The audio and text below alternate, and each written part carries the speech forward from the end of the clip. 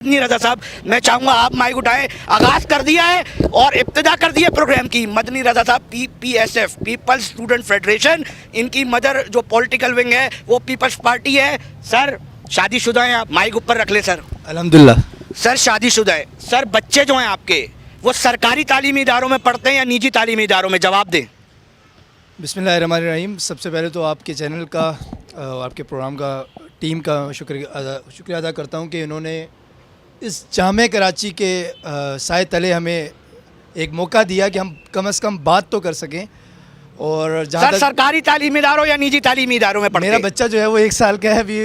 Sir मुझे ये बता दीजिए, उसको सरकारी तालीमी इदारे में डालेंगे या निजी तालीमी इदारे में? इंशाल्लाह उसको सरकारी तालीमी इदारे में डालेंगे। ये सही कह रहे?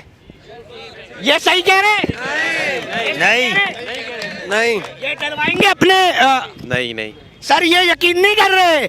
और एक बात बता दें, सवाल क्या करना चाह रहा हूं कि आपके रिश्तेदार और भी होंगे सरकारी अस्पताल में, सरकारी तालीमी इदारों में, आप तलबा के लीडर होकर नहीं पढ़वा पा रहे, तो इस निज़ाम की तब्दीली को उस पर सवाल आप पर उठता है। इतनी बड़ी पोजीशन में बैठने के बाद, लेने के बाद तालीमी इदारों को ठीक क्यों नहीं किया जा रहा? आप तो हुक्मरान जमात के स्टूडेंट विंग हैं। मदनी रजा साहब जवाब तो दीजिए।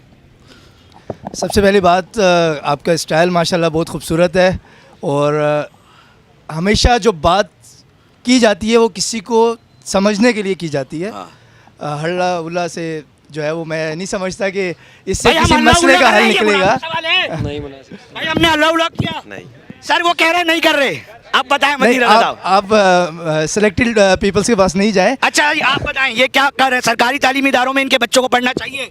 बिल्कुल पढ़ना चाहिए। पढ़ना चाहिए? नहीं पढ़ना चाहिए। अरे पढ़ना चाहिए ना सरकारी तालीमी इदारों में। बिल्कुल पढ़ना चाहिए। और वो इस हालत में है कि सरकारी तालीमी इदारों में बच्चों को डाला जाए? नहीं सरकारी तालीमी इदारे इस हाल में है? नहीं किसी इस हाल में है सरकारी तालीमी वो तो इदारे? इंतजामिया की नाअहलिया है। इंतजामिया की नाअहलिया। और कह रहे भाई मिनिस्टर साहब सरदार शाह जो है ना तालीम के, मदनी रजा साहब आपकी पार्टी से ताल्लुक रखते हैं, वो कह रहे हैं इंतजामिया का काम है ये करना। नहीं कर रहे क्या वो काम? मैं थोड़ा सा पहले आपको डिफ्रेंशिएट करूं कि आपने बींगा मुझे स्टूडेंट विंग का बुलाया है। मैं आपको बताता चलूं कि जहां स्टूडेंट की बात आएगी और जहां स्टूडेंट के साथ, तालिब इल्म के साथ नाइंसाफ़ी होगी, भले वो हुकूमत करे भले वो इंतज़ामिया करे, उसके लिए मुझ समेत मेरी पीपल्स स्टूडेंट फेडरेशन का हर कारकुन आवाज़ उठाता है और उठाता रहेगा।